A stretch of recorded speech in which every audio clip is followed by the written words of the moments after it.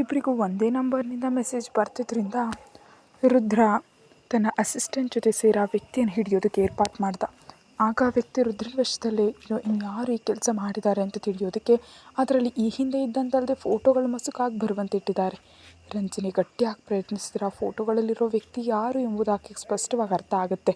ಅದೆಲ್ಲವನ್ನು ನೆನಪಿಸ್ಕೊಳ್ತಾರೆ. ರುದ್ರನಿಗೆ ಆತಂಕ ಆಯಿತು. ಅದಕ್ಕೆ ತಕ್ಷಣ ರೂಮ್ಗೆ ಹೋಗಿ ಫ್ರೆಶ್ ಆಗಿ AC ಆನ್ ಮಾಡಿಕೊಂಡು ಕುಡಿಯೋದಕ್ಕೆ ಶುರು ಮಾಡ್ದ.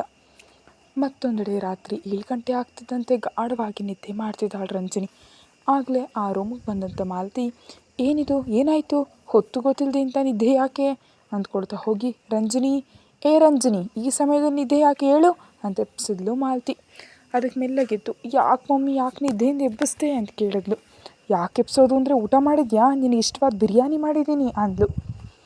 ಸರಿ, ಸ್ವಲ್ಪ ಪ್ಲೇಟ್ನಲ್ಲಿ ಹಾಕೊಂಡು ಬಾ, ಹೋಗು, ನಂಗೆ ಶಕ್ತಿ ಇಲ್ಲ, ನಾನು ಅಷ್ಟರವರೆಗೆ ಬರೋದಕ್ಕಾಗಲ್ಲ ಅಂದ್ಲು ರಂಜನಿ. ಶಕ್ತಿ ಇಲ್ವಾ, ಅಲ್ಲಿವರೆಗೂ ಬರೋಕ್ಕಾಗಲ್ವಾ, ಹಾಗಿದ್ರೆ ಮಜ್ಜಿಗೆ ಕುಡಿದು ಮಲ್ಗೋ, ಹೋಗು, ನಾವೇ ತಿಂತೀವಿ ಬಿರಿಯಾನಿ ಅನ್ನುತ್ತಾ ರೂಮ್ ಬಂದ್ಲು ಕವಿತಾ. ನೋ ಆಂಟಿ, ನಾನು ಬಿರಿಯಾನಿ ಅಂದರೆ ಒಂದು ಭಾವನೆ, ಇನ್ನು ಮಮ್ಮಿ ಮಾಡೋ ಬಿರಿಯಾನಿ ಅಂತೂ ಸೂಪರ್. ಹಾಗಿರುವಾಗ ನಾನು ಹೇಗೆ ತಿಂದೇ ಇರ್ತೀನಿ, ಶಕ್ತಿ ಇದ್ದರೂ ತಿಂತೀನಿ, ಇಲ್ದಿದ್ರೂ ತಿಂತೀನಿ, ನಿದ್ದೆಯಲ್ಲೂ ತಿಂತೀನಿ. ಹೋಗಿ ನನಗಾಗಿ ಬಿರಿಯಾನಿ ತೊಗೊಂಡು ಬನ್ನಿ ಅಂತ ಆಜ್ಞೆ ಮಾಡಿದ್ಲು ರಂಜನಿ. ಆ ಮಾತಿಗೆ ನಗ್ತಾ ಮೂವರಿಗೂ ಇಲ್ಲೇ ತರ್ತೀನಿ ಅನ್ನೋ ಅಲ್ಲಿಂದ ಹೋದ್ಲು ಮಾಲತಿ. ಆ ತಕ್ಷಣವೇ ಕವಿತಾ ರಂಜನಿ ಪಕ್ಕದಲ್ಲಿ ಕೂತ್ಕೊಂಡು ಆಕೆ ಗಲ್ಲ ಹಿಡಿದು ಮೇಲೆತ್ತಿ ಅತ್ತ ಇತ್ತ ತಿರುಗಿಸಿ ನೋಡ್ತಿದ್ಲು. ಆಕೆ ಹಾಗೆ ನೋಡ್ತಿರೋ ತುಟಿ ಗಾಯದ ಬಗ್ಗೆ ಅಂತ ಅರ್ಥ ಮಾಡಿಕೊಂಡ ರಂಜನಿ, ಏನಾಯ್ತಂಟಿ, ಯಾಕೆ ಹಾಗೆ ನೋಡ್ತಿದ್ದೀರಿ ಅಂತ ಮುಖ ತಿರುಗಿಸ್ಕೊಂಡ್ಳು.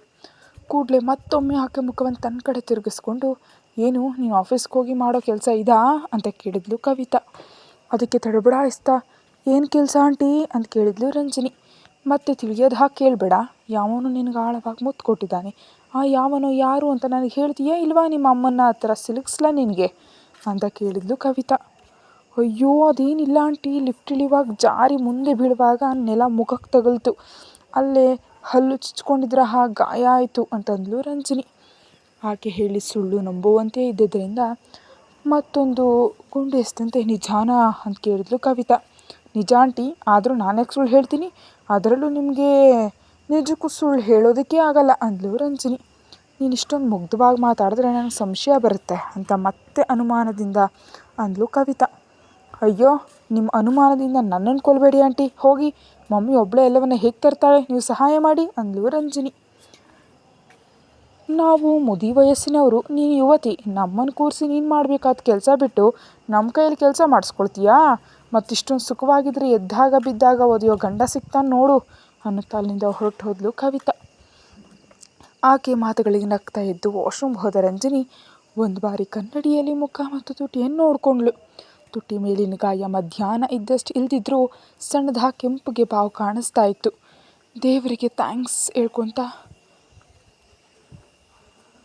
ಯಪ್ಪ ಥ್ಯಾಂಕ್ ಯು ದೇವರೇ, ಮಮ್ಮಿ ಇದನ್ನು ಗಮನಿಸಲಿಲ್ಲ, ಗಮನಿಸಿದರೆ ಅನಾವಶ್ಯಕವಾಗಿ ಮತ್ತೊಮ್ಮೆ ಸಿಕ್ಕಾಕೊಳ್ತಿದ್ದೆ, ಕವಿತಾ ಆಂಟಿಗೆ ಮರಳು ಮಾಡ್ಬೋದು, ಆದರೆ ಮಮ್ಮಿ ನನ್ನ ನಿಜಕ್ಕೂ ನಂಬೋದೇ ಇಲ್ಲ ಅಂದ್ಕೊಂಡ್ಳು. ಮಾಲತಿ ಬಿರಿಯಾನಿ ತಂದಿದ್ದರಿಂದ ಮೂವರು ಹರಟೆ ಹೊಡಿತಾ ತಿನ್ನೋದಕ್ಕೆ ಶುರು ಮಾಡಿದ್ರು. ತುಟಿ ಉರಿತಿದ್ರು. ಬಿರಿಯಾನಿ ರುಚಿಗೆ ಅದನ್ನು ಸ್ವಲ್ಪವೂ ಲೆಕ್ಕಿಸ್ದೆ ಮಧ್ಯಾಹ್ನ ಕೂಡ ಊಟ ಮಾಡೋದ ಕಾರಣ ಉಫ್ ಉಫ್ ಅನ್ನತ್ತೆ ಪೂರ್ತಿ ತಿಂದು ಮುಗಿಸಿದ್ಲು ರಂಜನಿ. ಮಾತುಗಳ ಮಧ್ಯೆ, ಮಾಲತಿ ನಿನಗೊಂದು ವಿಷಯ ಗೊತ್ತಾ ಅಂತ ಕೇಳಿದ್ಲು ಕವಿತಾ. ಆ ಮಾತಿಗೆ ಮಾಲತಿ ಮತ್ತು ರಂಜನಿ ಇಬ್ಬರು ಒಂದೇ ಸಲ ಏನು ಅನ್ನುವಂತೆ ಕವಿತಾ ಕಡೆ ನೋಡಿದ್ರು. ನಮ್ಮ ರಂಜನಿ ಚೆನ್ನಾಗಿ ತಿಂತಾಳೆ, ಆದರೆ ಅಡುಗೆ ಬರಲ್ಲ, ಹಾಗಿರುವಾಗ ಆಕೆಗೆ ಚೆನ್ನಾಗಿ ಅಡುಗೆ ಮಾಡೋ ಗಂಡನನ್ನೇ ತರಬೇಕು, ನೀನು ಹುಡುಗನನ್ನು ಹುಡುಕುವಾಗ ಅದನ್ನು ಗಮನಿಸು ಅಂದ್ಲು ಕವಿತಾ. ಆ ಮಾತಿಗೆ ಗಂಭೀರವಾಗಿ ನೋಡಿದ ರಂಜನಿ, ನಾನು ತುಂಬ ಚೆನ್ನಾಗಿ ಅಡುಗೆ ಮಾಡ್ತೀನಿ ನೋಡಿ, ಈ ಭಾನುವಾರ ನಿಮಗೆ ನಾನು ಅಡುಗೆ ಮಾಡಿ ಬಡಿಸ್ತೀನಿ ಅಂತ ಹೇಳಿದ್ಲು. ಸರಿ ಸಿದ್ಧ, ನೀನು ರುಚಿ ಊಟಕ್ಕೆ ಕಾಯ್ತಿದ್ದೀವಿ ಅಂದ್ಲು ಕವಿತಾ. ಆ ಮಾತಿಗೆ ರಂಜನಿ ಮುಖ ಸೊಟ್ಟಾಗಿ ಮಾಡಿದ್ಲು. ಅವರಿಬ್ಬರನ್ನು ಹಾಗೆ ನೋಡಿ ನಕ್ಕದ್ಲು ಮಾಲತಿ. ಹೀಗೆ ತಮಾಷೆಗಳ ಮಧ್ಯೆ ಮೂವರು ಚೆನ್ನಾಗಿ ತಿಂದರು. ಆ ನಂತರ ತಿಂದಕ್ಕೆ ವಾಕಿಂಗ್ ಮಾಡಬೇಕೆಂಬ ಕಾರಣಕ್ಕೆ ಮೊಬೈಲ್ ತಗೊಂಡು ಬಾಲ್ಕನಿಗೆ ಹೋದ ರಂಜನಿ ಸುರಭಿ ಕಾಲ್ ಮಾಡಿ ಮಾತಾಡ್ತಿರಲು ಆ ಪ್ರಯತ್ನವಾಗಿ ಕೆಳಕ್ಕೆ ನೋಡಿದ್ಲು ಅಷ್ಟೇ. ಅಲ್ಲಿ ತಾನೇ ನೀನು ಊಹಿಸಿದ ವ್ಯಕ್ತಿ ಆಕೆ ಕಡೆ ನೋಡ್ತಿದ್ದಾನೆ. ಅದನ್ನು ನೋಡಿದ ರಂಜನಿ ತಲೆ ತಿರುಗಿ ಕೆಳಗೆ ಬೀಳೋಳು ಸ್ವಲ್ಪದರಲ್ಲೇ ಪಕ್ಕದಲ್ಲಿದ್ದ ರೇಲಿಂಗ್ ಹಿಡಿದು ನಿಂತಳು. ಈಗ ಹಿಂದೆ ಏನು ನಡೀತು ನೋಡೋಣ. ಸುರಭಿ ಫೋನ್ ಎತ್ತಿದ ತಕ್ಷಣ, ಹೇಗಿದೆಯಾ ಸುರಭಿ, ನಿಮ್ಮ ಮಮ್ಮಿಗೆ ಹೇಗಿದೆ ಅಂತ ಕೇಳ್ತಿದ್ಲು ರಂಜನಿ. ನಾನು ಚೆನ್ನಾಗಿದ್ದೀನಕ್ಕ, ಮಮ್ಮಿಗೆ ಆಪ್ರೇಷನ್ ನಡೀತಿದೆ, ಬಹುಶಃ ಇನ್ನೊಂದು ಗಂಟೆ ಬೇಕಾಗಬಹುದು. ಇನ್ನು ಅವರು ಹೇಗಿರ್ತಾರೆ ಎಂಬುದು ಮುಂದಿನ 24 ಗಂಟೆಗಳ ಕಾಲ ಅಬ್ಸರ್ವೇಷನಲ್ಲಿ ಇಟ್ಟಿರ್ತಾರೆ, ಆಮೇಲೆ ಹೇಳ್ತಾರೆ ಅಂತ ಮೆಲ್ಲಗೆ ಹೇಳಿದ್ಲು. ಆಕೆ ಧ್ವನಿಯಲ್ಲಿ ಆಕೆ ನೋವು ಅರ್ಥ ಆಗ್ತಿದ್ರೆ, ಸುರಭಿ ನೀನು ಧೃತಿಗೆಡಬೇಡ, ಈ ಸಮಯದಲ್ಲಿ ನೀನು ತುಂಬ ಸ್ಟ್ರಾಂಗ್ ಆಗಿರಬೇಕು. ನೀನು ಸ್ಟ್ರಾಂಗ್ ಆಗಿದ್ದರೆ ನಿಮ್ಮ ಮಮ್ಮಿ ಬೇಗ ಹುಷಾರಾಗ್ತಾರೆ. ಆಮೇಲೆ ನಿನ್ನನ್ನು ನೋಡಿ ಅಯ್ಯೋ ನಾನು ಇಲ್ದೇ ನನ್ನ ಮಗಳು ಹೇಗೆ ಬದುಕ್ತಾಳೆ ಅಂತ ಎದುರ್ತಾರೆ. ಆದ್ದರಿಂದ ಧೈರ್ಯವಾಗಿರಮ್ಮ ಅಂದ್ಲು. ಇರ್ತೀನಕ್ಕ, ಆದರೆ ಮಮ್ಮಿಗೆ ಏನಾಗುತ್ತೋ ಅಂತ ಸ್ವಲ್ಪ ಆತಂಕ ಆಗ್ತಿದೆ. ಅವ್ರಿಗಿಷ್ಟು ಗಂಭೀರವಾಗುತ್ತೆ ಅಂತ ನಾನು ನಿಜಕ್ಕೂ ಎಣಿಸಿರಲಿಲ್ಲ. ನಿಜ ಹೇಳಬೇಕಂದ್ರೆ ನನ್ನಿಂದ ಈ ರೀತಿ ಆಯಿತು ಅಂತ ಗಿಲ್ಟ್ ಕಾಡ್ತಿದೆ. ಆದರೆ ಬಾವ ಹೇಳ್ತಿದ್ದಾರೆ ನಿನ್ನಿಂದ ಅಲ್ಲ ಅಂತ. ಅದೇ ಮಾತನ್ನು ಅಮ್ಮ ಕೂಡ ಹೇಳಿದ್ದಾರೆ, ಅದಕ್ಕೆ ಸ್ವಲ್ಪ ಭಾವನೆ ಕಡಿಮೆಯಾಗಿದೆ ಅಂದ್ಲು. ಇಲ್ಲಮ್ಮ, ನೀನು ಅಷ್ಟೊಂದು ಅಪರಾಧ ಪ್ರಜ್ಞೆ ಪಡೋ ಅಗತ್ಯ ಇಲ್ಲ. ನಿಮ್ಮ ಮಮ್ಮಿಗೆ ನೀನು ಅಭಿಪ್ರಾಯ ಹೇಳಿದೆಯಾ, ಬಹುಶಃ ಅದಕ್ಕೆ ಅವರು ಬೇಜಾರು ಮಾಡ್ಕೊಂಡಿರ್ಬೋದು. ಆದರೆ ಇಷ್ಟೊಂದು ಪ್ರಾಣಕ್ಕೆ ತಂದುಕೊಳ್ಳುವಂಥದ್ದು ಏನಿಲ್ಲ. ಅವ್ರಿಗಿನ್ನೇನೋ ತೊಂದರೆ ಇರಬಹುದು, ಅವ್ರು ಯಾಕಷ್ಟು ಒತ್ತಡಕ್ಕೊಳಗಾದರು ಅಂತ ಆಮೇಲೆ ಪತ್ತೆ ಹಚ್ಚಿ ಅದನ್ನು ಸರಿಪಡಿಸೋದು ನೋಡಿ. ಅಂದ ಹಾಗೆ ಊಟ ಮಾಡಿದ್ಯಾ ಅಂತ ಕೇಳಿದ್ಲು ರಂಜನಿ. ಇಲ್ಲ ಹಸಿವಿಲ್ಲ ಅಂದ್ಲು ಸುರಭಿ. ಮಧ್ಯಾಹ್ನವಾದರೂ ತಿಂದಿದೆಯಾ ಇಲ್ವಾ ಅಂತ ಕೇಳಿದ್ಲು. ನಿಜಕ್ಕೂ ನನ್ನನ್ನು ತಿಂದಿದೆಯಾ ಅಂತ ಕೇಳೋರು ಯಾರಿದ್ದಾರೆ ಅಂತ ಮನಸ್ಸಲ್ಲಿ ಅಂದ್ಕೊಂಡೆ ಸುರಭಿ. ಈಗ ತಿನ್ನಲಿಲ್ಲ ಅಂದರೆ ರಂಜನಿ ಬೈತಾರೆ ಅಂತ. ಹೌದು ತಿಂದಿದ್ದೀನಕ್ಕ ಅಂದ್ಲು. ನೋಡು, ನೀನು ತಿಂದಿದ್ದೀನಿ ಅಂತ ಹೇಳೋ ರೀತಿಯಲ್ಲೇ ತಿನ್ನಲಿಲ್ಲ ಅಂತ ಅರ್ಥ ಆಗ್ತಿದೆ. ಮೊದಲು ಊಟ ಮಾಡು, ಆಗಲೇ ಮನಸ್ಸು ಸರಿಯಾಗಿ ಕೆಲಸ ಮಾಡುತ್ತೆ. ನಾನು ನೋಡು ಎಂಥ ಸ್ಥಿತಿಯಲ್ಲಿದ್ದರೂ ಮೊದಲು ತಿಂದುಬಿಡ್ತೀನಿ, ಆಮೇಲೆ ಬೇಜಾರೇನಿದ್ರು ಸರಿ ಆಯಿತಾ. ನನ್ನ ಮಾತು ಕೇಳೋಕೆ ತಿನ್ನೋಗು ಅಂತಿರುವಾಗಲೇ ರಂಜನಿ ಫೋನ್ಗೆ ಒಂದು ಕಾಲ್ ಬಂತು. ಆ ಕಾಲ್ ಎಲ್ಲಿಂದ ಅಂತ ನೋಡಿದ ರಂಜನಿ ಆ ಕರೆಯನ್ನು ಅಷ್ಟಾಗಿ ಲೆಕ್ಕಿಸ್ದೆ ಸುರಭಿ ಜೊತೆ ಮಾತಾಡತ್ಲೇ ಇದ್ಲು. ಆಕೆ ಕ್ಯಾಂಟೀನ್ಗೆ ಹೋಗಿ ಊಟ ಮಾಡೋವರೆಗೂ ಲೈನ್ನಲ್ಲೇ ಇದ್ಲು ರಂಜನಿ. ತಾನು ತಿಂದು ಊಟದ ಫೋಟೋ ಕಳಿಸಿದ ಮೇಲೆ ರಂಜನಿ ನಂಬದ್ಲು. ಅಕ್ಕ ಸುರಭಿ ಜೊತೆ ಹೀಗೆ ಮಾತಾಡ್ತಿರುವಾಗಲೇ ಆಕೆಗೆ 10 ಮಿಸ್ಡ್ ಕಾಲ್ಗಳಿಂದ ಹೆಚ್ಚಾಗಿ ಫೋನ್ ಕರೆ ಬಂತು. ಆದರೆ ಆ ಕ್ಷಣದಲ್ಲಿ ಸುರಭಿ ಜೊತೆ ಮಾತಾಡೋದು ಮುಖ್ಯ ಅಂದ್ಕೊಂಡ ರಂಜನಿ ಆ ಫೋನ್ನ ಎತ್ತಲೇ ಇಲ್ಲ. ಸ್ವಲ್ಪ ಹೊತ್ತಿಗೆ ಆ ನಂಬರ್ನಿಂದ ಕಾಲ್ ಬರೋದು ನಿಂತು ಹೋಯಿತು. ಹಬ್ಬ ಅಂದ್ಕೊಂಡ ರಂಜನಿ ಸುರಭಿಗೆ ಜಾಗ್ರತೆ ಹೇಳಿ ಫೋನ್ ಇಟ್ಟು ಸುಮ್ಮನೆ ಕೆಳಗೆ ನೋಡಿದ್ಲು. ಅಷ್ಟೇ ಅಲ್ಲಿ ತಾನು ಊಹಿಸದ ವ್ಯಕ್ತಿ ಆಕೆ ಕಡೆ ನೋಡ್ತಾ ಇದ್ದಾನೆ. ಅದನ್ನು ನೋಡಿದ ರಂಜನಿ ತಲೆ ಕೆಳಗೆ ಬೀಳೋಳು ಪಕ್ಕದಲ್ಲಿದ್ದ ರೇಲಿಂಗ್ ಹಿಡಿದು ನಿಂತ್ಕೊಂಡ್ಬಿಟ್ಲು.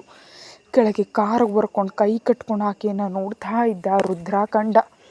ಅವನನ್ನು ನೋಡಿದ ರಂಜನಿ ಆಘಾತಕ್ಕೊಳಗಾಗ್ತಾ ಈ ಸಮಯದಲ್ಲಿ ಬಂದಿದ್ದಾನೆ ಯಾಕೆ ಅಂದ್ಕೊಂಡು ಗಾಬರಿಯಿಂದ ಕೆಳಗೆ ಓಡಿದ್ಲು. ಆಕೆ ಬರೋವರೆಗೂ ರುದ್ರ ಹಾಗೆ ಕಾರ್ಗೆ ಹೊರ್ಕೊಂಡಿದ್ದ. ನೀವೇನಿಲ್ಲಿ, ಅದು ಈ ಸಮಯದಲ್ಲಿ ಬಂದಿದ್ದೀರಿ ಯಾಕೆ ಅಂತ ಆತಂಕದಿಂದ ಕೇಳಿದ್ಲು ರಂಜನಿ. ನೀನು ಕಾಲ್ ಎತ್ತಿಲ್ವಲ್ಲ ಅದಕ್ಕೆ ಬಂದೆ ಅಂತ ಕೂಲಾಗಿ ಹೇಳ್ದ ರುದ್ರ. ಅರೆ ಇದೇನಿದು, ಕಾಲ್ ಎತ್ತಿದ್ರೆ ಮನೆಗೆ ಬಂದುಬಿಡ್ತಾರಾ ಅಂತ ಕೇಳಿದ್ಲು ರಂಜನಿ. ಹೌದು ಖಂಡಿತ ಬರ್ತೀನಿ. ಅಷ್ಟು ಕಾಲ್ ಮಾಡಿದ್ರು ನನ್ನ ಕಾಲನ್ನು ಪಿಕ್ ಮಾಡದೆ ಇನ್ಯಾರ ಜೊತೆ ಮಾತಾಡ್ತಿದ್ರೆ ನಾನು ಸುಮ್ಮನಿರ್ಬೇಕಾ? ಮನೆಯಲ್ಲಿ 2 ಕೈಗಳನ್ನ ಮಡಿಲಲ್ಲಿ ಇಟ್ಕೊಂಡು ನೀನು ಯಾವಾಗ ಕಾಲ್ ಮಾಡ್ತೀಯಾ ಅಂತ ಎದುರು ನೋಡ್ತಾ ಕೂತ್ಕೊಳ್ಬೇಕಾ ಅಂತ ಕೇಳಿದ ರುದ್ರ. ಏನೋ ನೀವು ನನಗೆ ನಿಜವಾಗ್ಲೂ ಅರ್ಥ ಆಗ್ತಾಯಿಲ್ಲ. ಆದರೆ ನಾನು ಮಾತಾಡಿದ್ದು ನನ್ನ ತಂಗಿ ಸುರಭಿ ಜೊತೆ. ಅದು ಆ ದಿನ ನಾವಿಬ್ಬರು ಕಾಪಾಡಿದ್ವಲ್ಲ ಸುರಭಿ, ಆಕೆ ಜೊತೆ ಮಾತಾಡ್ತಿದ್ದೆ. ಅವರ ಮನೆಗೆ ಹಾರ್ಟ್ ಅಟ್ಯಾಕ್ ಆಗಿದೆ, ಈಗ ಆಪ್ರೇಷನ್ ನಡೀತಿದೆ. ಆಕೆ ತಿಂದೆ ಬೇಜಾರಿನಲ್ಲಿದ್ದರೆ ಆಕೆಗೆ ಧೈರ್ಯ ಹೇಳ್ತಿದೆ ಸರ್, ಅದಕ್ಕೆ ನಿಮ್ಮ ಕಾಲ್ ಎತ್ತಲಿಲ್ಲ ಅಂದ್ಲು ರಂಜನಿ. ಆ ಮಾತಿಗೆ ಹಾಗಿದ್ರೆ ನನ್ನ ಫೋನ್ ಬರ್ತಿದ್ರೆ ನಾನು ಒಂದು ಸಣ್ಣ ಮೆಸೇಜ್ ಹಾಕಬೇಕು ಅಂತ ನಿನಗೆ ತಿಳಿಯಲ್ವಾ ಅಂದ ರುದ್ರ. ನೀವು ಇಷ್ಟೊಂದು ಗಂಭೀರವಾಗಿ ನನಗಾಗಿ ಬಂದುಬಿಡ್ತೀರಾ ಅಂತ ಅನಿಸಿದರೆ ಖಂಡಿತ ಮೆಸೇಜ್ ಹಾಕ್ತಿದ್ದೆ ಅಂದ್ಲು ರಂಜನಿ. ಅಪಾರ್ಟ್ಮೆಂಟ್ ಪೂರ್ತಿ ಲೈಟ್ಸ್ ಆಫ್ ಆದಂತೆ. ರಾತ್ರಿ 11 ದಾಟಿದೆ. ಆದ್ದರಿಂದ ಸುತ್ತಲೂ ಒಂದು ಬಾರಿ ನೋಡಿದ ರುದ್ರ ತಕ್ಷಣವೇ ಆಕೆ ಸೊಂಟ ಹಿಡಿದು ಹತ್ರ ಕೇಳಿಕೊಂಡು, ಬೇರೆಯವ್ರ ವಿಷಯ ಹೇಗೋ ಗೊತ್ತಿಲ್ಲ, ಆದರೆ ನಾನು ನಿನ್ನ ವಿಷಯದಲ್ಲಿ ಪ್ರತಿಯೊಂದನ್ನು ಗಂಭೀರವಾಗಿ ತೊಗೊಳ್ತೀನಿ.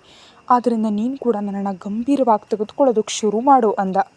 ಅವನು ಹಾಗೆ ಹೇಳಿದ್ದಾನೆ ಅಂತ ಎಣಿಸಿದ ರಂಜನಿ ಅವನ ಮೇಲೆ ಪೂರ್ತಿ ಬೀಳೋಳು ಸ್ವಲ್ಪ ತಡ್ಕೊಂಡು ಅವನ ಎದೆ ಮೇಲೆ ಕೈ ಇಟ್ಟು, ಸರ್ ಪ್ರತಿ ಬಾರಿ ಹೀಗೆ ಮನುಷ್ಯರನ್ನು ಎಳೆದಾಡೋದು ಸರಿಯಲ್ಲ ಅಂದ್ಲು. ಇದನ್ನು ಎಳೆದಾಡೋದು ಅನ್ನಲ್ಲ ಪಾಪು, ಲವ್ ಅಂತಾರೆ, ಅದು ತಿಳಿಯಲ್ವಾ? ನಿಮ್ಮ ವಿಶ್ವ ಇದನ್ನು ಕಲಿಸ್ಕೊಡ್ಲಿಲ್ವಾ ಅಂತ ಕೇಳಿದ ರುದ್ರ. ಅವನು ಕಲಿಸ್ಕೊಟ್ಟಿರೋದು ಬೇರೆ ಇದೆ ಬಿಡಿ ಅಂತ ಮುಖ ತಿರುಗಿಸಿ ಅಂದ್ಲು ರಂಜನಿ. ಆಕೆ ಮುಖವನ್ನು ತನ್ನ ಕಡೆ ತಿರುಗಿಸ್ಕೊಳ್ತಾ, ಸರಿ ಹಾಗಿದ್ರೆ ನನಗೆ ಹಸಿವಾಗ್ತಿದೆ, ಬಾ ಏನಾದರೂ ತಿಂದು ಬರೋಣ ಅಂದ ರುದ್ರ. ಅಮ್ಮ ಇದು ಮಿತಿ ಮೀರಿದೆ, ಈಗ ನಾನು ನಿಮ್ಮ ಜೊತೆ ಬರೋದೇನು? ಆಂಟಿ ಮತ್ತು ಮಮ್ಮಿ ಏನೋ ಹರಟೆಯಲ್ಲಿದ್ದರಿಂದ ನಾನು ಸದ್ದಿಲ್ಲದೆ ಕೆಳಗೆ ಬಂದೆ. ಈಗ ನಿಮ್ಮ ಜೊತೆ ಬರೋದಕ್ಕೆ ನನ್ನ ಕೈಯಿಂದ ಆಗಲ್ಲ ಅಂದ್ಲು ರಂಜನಿ. ಅದೆಲ್ಲ ನನಗೆ ಗೊತ್ತಿಲ್ಲ, ನಾನು ಮಧ್ಯಾಹ್ನ ಕೂಡ ಸರಿಯಾಗಿ ತಿಂದಿಲ್ಲ, ಈಗ ನೀನು ಬಂದರೆ ಮಾತ್ರ ತಿಂತೀನಿ ಅಂದ ರುದ್ರ. ನೀವೆಂಥ ಬ್ಲ್ಯಾಕ್ ಮೇಲ್ ಮಾಡಿದ್ರು ನಾನು ಮಾತ್ರ ಬರಲ್ಲ, ಹೇಳಿದ್ನಲ್ಲ ಮಮ್ಮಿಗೆ ತಿಳಿದ್ರೆ ಹೊಡಿತಾರೆ ನನಗೆ ಅಂದ್ಲು ರಂಜನಿ. ಆ ಮಾತಿಗೆ ರಂಜನಿಯನ್ನು ಬಿಟ್ಟು ಹಾಗಿದ್ರೆ ಮಮ್ಮಿಯನ್ನು ಕೇಳೇ ಹೋಗೋಣ ಅನ್ನುತ್ತಾ ಅಪಾರ್ಟ್ಮೆಂಟ್ಗೆ ಹೋಗೋದಕ್ಕೆ ಹೊರಟ ರುದ್ರ. ಕೈ ಹಿಡಿದು ಅವನನ್ನು ನಿಲ್ಲಿಸಿ, ಎಲ್ಲಿಗೆ ಹೋಗ್ತಿದ್ದೀರಾ, ಅಮ್ಮನನ್ನು ಏನಂತ ಕೇಳ್ತೀರಾ ಅಂತ ಹಣಿಯನ್ನು ಸುಕ್ಕ ಹಾಕಿ ಕೇಳಿದ್ಲು ರಂಜನಿ. ನನಗೆ ಹಸಿವಾಗ್ತಿದೆ ಆಂಟಿ, ನಂಗೆ ಜೊತೆ ಇಲ್ಲದೆ ತಿನ್ನೋದಕ್ಕೆ ಇಷ್ಟ ಆಗ್ತಿಲ್ಲ, ಒಂದು ಬಾರಿ ನಿಮ್ಮ ಮಗಳನ್ನ ಕರ್ಕೊಂಡು ಹೋಗಿ ಊಟ ಮಾಡಿದ್ಮೇಲೆ ತಂದು ಮನೇಲಿ ಬಿಡ್ತೀನಿ ಅಂತ ಹೇಳ್ತೀನಿ ಅಂತ ಹೇಳ್ದ ರುದ್ರ. ಆ ಮಾತಿಗೆ ಸಣ್ಣದಾಗಿ ನಕ್ಕ ರಂಜನಿ. ಹಬ್ಬ ಬಲೆ ಮನುಷ್ಯ ನೀವು, ಆಗ ಹೇಗೆ ಕೇಳ್ತೀರ ಸರ್, ನಿಮಗೆ ಹುಚ್ಚಿಡ್ದಿದೆ ಅನ್ಕೊಬಿಡ್ತಾಳೆ ಅಮ್ಮ ಅಂದ್ಲು. ಅದಕ್ಕೆ ಆಕೆ ಹಿಡಿದಿದ್ದ ಕೈಯನ್ನು ತಾನು ಹಿಡಿದು ಮತ್ತೊಮ್ಮೆ ಹತ್ರ ಕೇಳಿಕೊಂಡು ಆಕೆಯ ಮುಖದಲ್ಲಿ ಮುಖ ಇಟ್ಟು, ನಿನ್ನೇನು ಪ್ರೀತಿಸಿದ ಮೇಲೆ ನಿಜವಾಗಿ ಹುಚ್ಚನಂತಾಗಿದ್ದೀನಿ ರಂಜನಿ ಅಂದ. ಅಬ್ಬಬ್ಬ ಏನು ಸರ್ ಹೀಗೆ ಪ್ರತಿ ಬಾರಿ ಹತ್ರ ಕೇಳಿತೀರಿ, ಬಿಡಿ, ಅದು ಜನರಿರೋ ಜಾಗದಲ್ಲಿ ಯಾರಾದರೂ ನೋಡಿದ್ರೆ ನಿಜವಾಗ್ಲೂ ಚೆನ್ನಾಗಿರಲ್ಲ ಅಂದ್ಲು ರಂಜನಿ.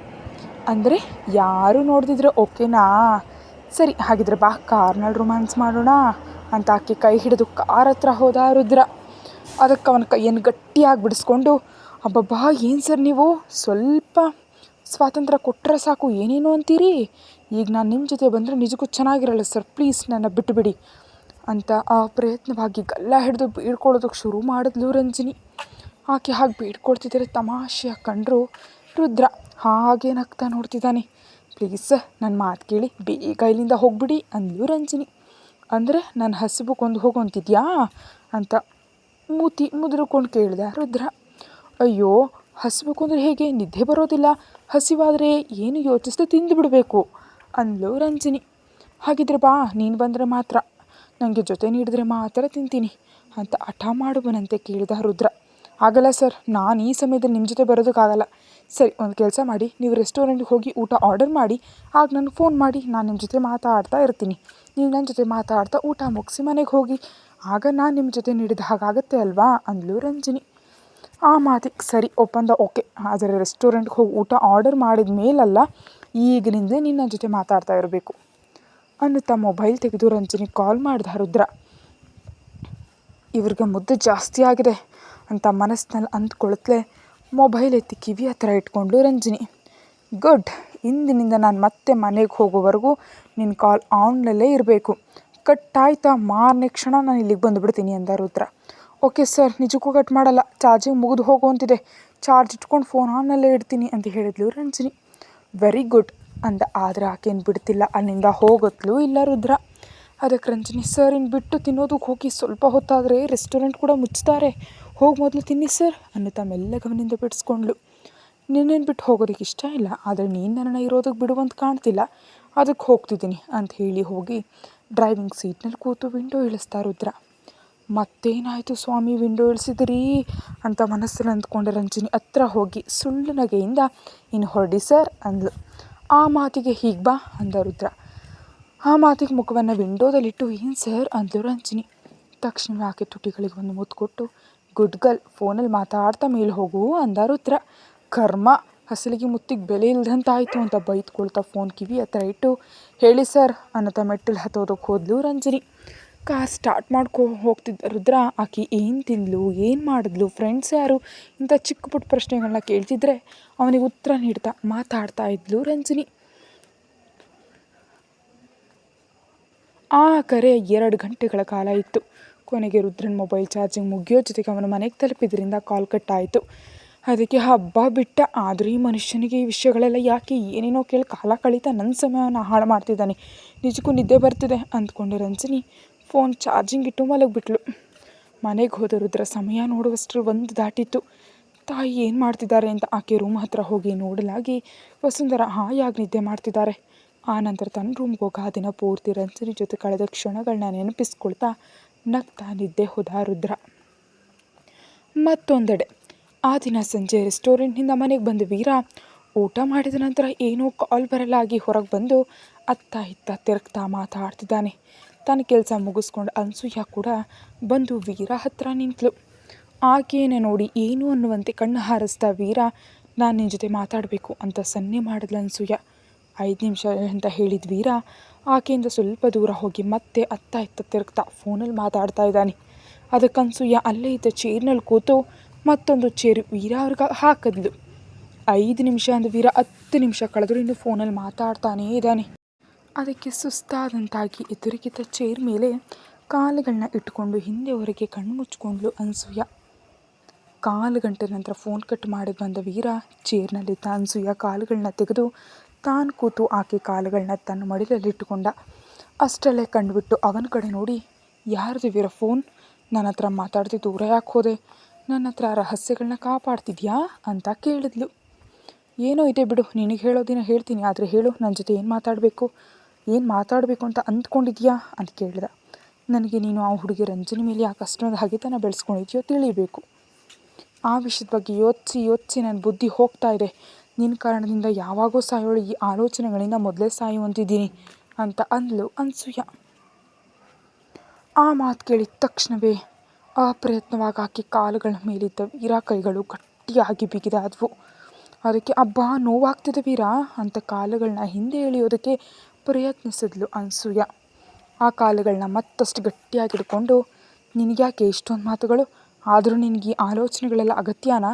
ಚೆನ್ನಾಗಿ ಮಾತ್ರೆಗಳನ್ನ ತೊಗೊಂಡು ನಿನಗೆ ಇಷ್ಟವಾದ ಕೆಲಸ ಯಾವುದಾದ್ರೂ ಒಂದನ್ನು ಮಾಡ್ಕೊಳ್ತಾ ನಿದ್ದೆ ಮಾಡೋದನ್ನು ಬಿಟ್ಟು ಇವೆಲ್ಲ ಯಾಕೆ ಯೋಚಿಸ್ತಿದ್ಯಾ ನೀನು ಅಂತ ಕೇಳಿದ ವೀರ. ಯೋಚಿಸ್ದೆ ಹೇಗಿರ್ತೀನಿ? ನಾನು ಇರೋವರೆಗೂ ಹೇಗೋ ನಿನ್ನ ನೋಡ್ಕೊಳ್ತೀನಿ, ಆದರೆ ಆಮೇಲೆ ಏನು ವೀರ? ನಾನು ಇಲ್ಲದಿದ್ದರೆ ನಿನ್ನ ಲೈಫ್ನಲ್ಲಿ ಮುಂದೆ ಹೇಗಿರಲಿದೆ ಅಂತ ಚಿಂತೆ ಇರುತ್ತೆ ಅಲ್ವಾ? ಆ ಚಿಂತೆ ಹೋಗಬೇಕು ಅಂತಂದರೆ ನಾನು ಇರುವಾಗಲೇ ನಿನಗೊಂದು ಒಳ್ಳೆ ಲೈಫ್ ಏರ್ಪಾಡು ಮಾಡಬೇಕು. ಆದರೆ ನೀನೇನೋ ಹಾಗೆ ಅನ್ನೋದು ತಿರುಗ್ತಿದ್ಯಾ. ಅದಕ್ಕೆ ಈ ದಿನ ಏನೋ ಒಂದು ತೀರ್ಮಾನ ಆಗಬೇಕು. ಮೊದಲಿಗೆ ನನಗೆ ನೀನು ರಂಜನಿ ಮೇಲೆ ಅಷ್ಟೊಂದು ಕೋಪ ಯಾಕೆ ಬೆಳೆಸ್ಕೊಂಡಿದ್ಯಾ ಹೇಳು. ಅದು ತಿಳಿದ್ರೆ ಮಾತ್ರ ನಾನು ಸಾಯೋ ಮುನ್ನ ನಿನ್ನ ಲೈಫ್ ಸೆಟ್ ಮಾಡೋದಕ್ಕೆ ಸಾಧ್ಯ ಅಂದ್ಲು ಅನಸೂಯ. ಆಕೆ ಮಾತುಗಳಲ್ಲಿ ತನ್ನ ಮೇಲಿನ ಪ್ರೀತಿಯನ್ನು ಅರ್ಥ ಮಾಡಿಕೊಂಡು ವೀರ, ಅದಕ್ಕೆ ಬಹಳ ಸಮಯ ಇದೆ ಬಿಡು, ಈಗಲೇ ಯಾಕೆ ಅಷ್ಟು ಅವಸರ ಅಂದ. ನನಗೆ ಹೆಚ್ಚು ಸಮಯ ಇಲ್ಲ ಅಂತ ನಿನಗೂ ಗೊತ್ತು ವೀರ. ಇಲ್ಲಿ ನಾನಿರೋದು ಹೋಗೋದು ಎಂಬುದನ್ನು ಪಕ್ಕಕ್ಕಿಟ್ಟರೆ ನಾನು ಕೇಳಿದ್ದಕ್ಕೆ ನೀನು ಯಾಕೆ ಉತ್ತರ ಹೇಳ್ತಿಲ್ವೋ ನನಗೆ ಅರ್ಥ ಆಗ್ತಿಲ್ಲ. ಪ್ಲೀಸ್ ವೀರ, ನನಗಿದೇ ಆಲೋಚನೆ ಆಗಿದೆ. ನಾನು ಹೆಚ್ಚು ಹೊತ್ತು ಈ ಆಲೋಚನೆಗಳನ್ನ ಹೊರೋದಕ್ಕೆ ಸಾಧ್ಯ ಆಗ್ತಾ ಇಲ್ಲ. ಆದ್ದರಿಂದ ನಿಜಕ್ಕೂ ರಂಜನಿ ಮೇಲೆ ನಿನಗೆ ಯಾಕಷ್ಟು ಕೋಪ? ಆಕೆನ ಚಿತ್ರಹಿಂಸೆ ನೀಡಬೇಕು ಅನ್ನುವಷ್ಟು ದ್ವೇಷ ಯಾಕೋ ಹೇಳಬಾರ್ದಾ? ಇಲ್ದಿದ್ರೆ ಈ ದಿನ ನಾನು ನಿಜಕ್ಕೂ ಮನೆ ಒಳಗೆ ಬರಲ್ಲ, ನಿದ್ದೆನೂ ಮಾಡಲ್ಲ ಅಂದ್ಲು ಅನಸೂಯ. ಆ ಮಾತಿಗೆ ದೀರ್ಘವಾಗಿ ನಿಟ್ಟುಸಿರು ಬಿಟ್ಟು ವೀರ ಇನ್ನು ತಾನೆಷ್ಟು ತಡೆದರೂ ಅನಸೂಯ ನಿಲ್ಲುವಂತಿಲ್ಲ ಅಂತ ಅರ್ಥ ಮಾಡಿಕೊಂಡು, ಸರಿ ಹೇಳ್ತೀನಿ, ಮೊದಲು ಒಂದು ಹೇಳು, ನಿನಗೆ ನನ್ನ ಬಗ್ಗೆ ಏನು ಗೊತ್ತು? ನಿಜಕ್ಕೂ ನಾನೇನು, ನನ್ನ ಲೈಫ್ನಲ್ಲಿ ಏನೇನಿದೆ ಅಂತ ಗೊತ್ತಾ? ಬಾಲ್ಯದಿಂದಲೂ ನಾನಂದರೆ ಇಷ್ಟ ಅಂತ ಹೇಳಿದೆಯೋ ಹೊರತು ನನ್ನ ಫ್ಯಾಮಿಲಿ ಬಗ್ಗೆ ಏನಾದರೂ ಗೊತ್ತಾ ನಿನಗೆ ಅಂತ ಕೇಳ್ದ. ಫ್ಯಾಮಿಲಿ ಅಂದರೆ ಏನು ಇಲ್ವಲ್ಲ, ನನಗೆ ತಿಳಿದ ಮಟ್ಟಿಗೆ ನಿನ್ನ ಪೋಷಕರು ಬಾಲ್ಯದಲ್ಲೇ ತೀರ್ಹೋದ್ರು. ನಿನಗೆ ಕಾವೇರಿ ಅಂತ ಒಬ್ಬ ತಂಗಿ ಇದ್ಲು, ಆಕೆ ಯಾರನ್ನ ಲವ್ ಮಾಡಿ ಮನೆಯಿಂದ ಹೋಗಿ ಮದುವೆ ಆದಳು, ಅಷ್ಟೇ ಅಲ್ವಾ ಅಂತ ಕೇಳಿದ್ಲು. ಅದೆಲ್ರಿಗೂ ತಿಳಿಯದ ಕತೆ ಬೇರೆ ಇದೆ. ಅಮ್ಮ ಅಪ್ಪ ನಮ್ಮ ಬಾಲ್ಯದಲ್ಲಿ ತೀರು ಹೋಗಲಿಲ್ಲ. ಆ ದಿನಗಳಲ್ಲಿ ಅವರಿಬ್ಬರು ಒಬ್ರನ್ನೊಬ್ಬರು ಪ್ರೀತಿಸಿ ದೊಡ್ಡವ್ರನ್ನೆಲ್ಲ ಎದುರಿಸಿ ಒಂದಾದರು. ಅವ್ರ ಪ್ರೀತಿ ಗುರುತಾಗಿ ತಂಗಿ ಕಾವೇರಿ ಮತ್ತು ನಾವು ಹುಟ್ಟಿದ್ವು. ಆದರೆ ಆ ನಂತರ ನಮ್ಮ ಮನೆಯಲ್ಲಿ ತುಂಬ ಬದಲಾವಣೆ ಬಂದವು. ಅಲ್ಲಿಯವರೆಗೂ ನಮ್ಮ ಅಮ್ಮ ಅಪ್ಪ ನಡುವೆ ಇದ್ದ ಪ್ರೀತಿ ಏನಾಯಿತು ತಿಳಿಯೋದು. ಸಡನ್ನಾಗಿ ಅವರಿಬ್ಬರು ಯಾರು ಎಂಬಂತೆ ಬೇರೆ ಬೇರೆ ದಾರಿ ನೋಡಿಕೊಂಡ್ರು. ಅದರಿಂದ ನಾನು ಮತ್ತು ನನ್ನ ತಂಗಿ ಅನಾಥರಾದವು. ಅವ್ರು ನಮ್ಮನ್ನ ಸುಲಭವಾಗಿ ಬಿಟ್ಟು ಹೋದರು. ಆದರೆ ನಾನು ತಂಗಿಯನ್ನು ಬಿಡೋದಕ್ಕೆ ಸಾಧ್ಯ ಆಗಲಿಲ್ಲ. ನಮ್ಮನ್ನು ಗಾಳಿಗೆ ಬಿಟ್ಟವ್ರನ್ನ ಬಿಟ್ಟು ನನ್ನ ತಂಗಿಯನ್ನು ಕರ್ಕೊಂಡು ಆ ಊರು ಬಿಟ್ಟು ಬಂದೆ. ಕೆಲವು ದಿನಗಳು ಇವರ ಹತ್ರ ಬದುಕ್ತಾ ನನ್ನ ತಂಗಿಯನ್ನು ಓದಿಸ್ದೆ. ನಾನು ಕೈಗೆ ಸಿಕ್ಕ ಕೆಲಸವನ್ನು ಮಾಡ್ತಿದ್ದೆ. ನನ್ನ ತಂಗಿಗೆ ಯಾವುದೇ ಕಷ್ಟ ಬರ್ತಂತ ಮುದ್ದಾಗಿ ಬೆಳೆಸ್ದೆ ಅಂತ ಹೇಳ್ದ ವೀರ. ಹೇಳ್ತಿರುವಾಗಲೇ, ಇನ್ನಿಷ್ಟು ಪ್ರೀತಿ ನೀಡಿದ್ರು ನಿನ್ನ ತಂಗಿ ಸ್ವಲ್ಪನೂ ಯೋಚಿಸ್ದೆ ತನ್ನ ದಾರಿ ತಾನು ನೋಡಿಕೊಂಡ್ಲು ಅಂತ ಸ್ವಲ್ಪ ಬೇಸರದಿಂದ ಅಂದ್ಲು. ಇಲ್ಲ, ಬಾಲ್ಯದಿಂದಲೂ ನನ್ನ ತಂಗಿ ಬಗ್ಗೆ ನಂಗೆ ಚೆನ್ನಾಗಿ ಗೊತ್ತು. ಆಕೆ ನನ್ನ ನೋಯಿಸಿ ಹೋಗೋಳಲ್ಲ. ಆಕೆಗೆ ನನ್ನ ಪ್ರೀತಿಗಿಂತ ತನ್ನ ಪ್ರೀತಿ ದೊಡ್ಡದಲ್ಲ ಅಂದ. ಆ ಮಾತಿಗೆ ಹಣೆಯಲ್ಲಿ ಸುಕ್ಕ ಹಾಕಿ ನಡೆದಿದ್ದ ಅದೇ ಅಲ್ವ ವೀರ? ನೀನಷ್ಟು ಕಷ್ಟಪಟ್ಟು ಆಕೆನ ಬೆಳೆಸಿದ್ರೆ ನಿನ್ನ ತಂಗಿ ನಿನ್ನ ಪ್ರೀತಿಯನ್ನು ಬೇಡ ಅಂತ ಹೋದ್ಲು. ಆಗ ನಮ್ಮ ಊರಿನವರೆಲ್ಲ ಈ ವಿಷಯದ ಬಗ್ಗೆ ಮಾತಾಡಿಕೊಂಡ್ರು. ಆ ಸಮಯದಲ್ಲಿ ನಾನು ನನ್ನ ಕಿರಿಯ ಮಗಳು ಹೋಟೆಲ್ ಇದ್ದಾಗ ಡೆಲಿವರಿಗಾಗಿ ಬಂದು ಅಲ್ಲೇ ಇದ್ದೆ ಅಂದ್ಲು. ಎಲ್ಲರೂ ಅಂದ್ಕೊಂಡ್ರು, ಆದರೆ ನಿಜವಲ್ಲ ಅನಸೂಯ. ನಿಜಕ್ಕೂ ನನ್ನ ತಂಗಿ ಯಾವುದೇ ತಪ್ಪು ಮಾಡಿಲ್ಲ. ಆಕೆ ಯಾರನ್ನು ಪ್ರೀತಿಸಿರಲಿಲ್ಲ. ಆಕೆ ಪುಟ್ಟ ಮಗು, ಓದು, ಕಾಲೇಜ್, ಮನೆ, ಈ ಅಣ್ಣನನ್ನು ಬಿಟ್ಟು ಬೇರೆ ಲೋಕವೇ ಇರಲಿಲ್ಲ. ಹಾಗಿರುವಾಗ ಆಕೆ ಹೇಗೆ ಯಾರನ್ನೋ ಪ್ರೀತಿಸಿ ಅವನ ಜೊತೆ ಹೋಗ್ತಾಳೆ? ಒಂದು ವೇಳೆ ಯಾರನ್ನಾದರೂ ಪ್ರೀತಿಸಿದ್ರೆ ನನಗೆ ಹೇಳ್ತಿದ್ಲು. ನನ್ನ ಹತ್ರ ಆಕೆಗೆ ಆ ಸ್ವಾತಂತ್ರ್ಯ ಇತ್ತು. ಹಾಗಿರುವಾಗ ಕೇಳದೆ ಹೋಗಿ ಮದುವೆ ಆಗಿ ಎಲ್ಲೋ ಬದುಕೋ ಜಾತಿಯಲ್ಲ ಆಕೆ. ನಿಜಕ್ಕೂ ನಾನಿಲ್ಲದೆ ಹೇಗೆ ಬದುಕೋದಕ್ಕೆ ಸಾಧ್ಯವೇ ಇಲ್ಲ ಅಂತ ದುಃಖ ತುಂಬಿದ್ದು ಧ್ವನಿಯಲ್ಲಿ ಅಂದ. ಆ ಮಾತಿಗೆ ಆಘಾತಕ್ಕೊಳಗಾಗ್ತಾ, ನೀನೇನು ಹೇಳೋದಕ್ಕೆ ಬಯಸ್ತಿದ್ಯಾ ವೀರ ಅಂತ ಕೇಳಿದ್ಲು.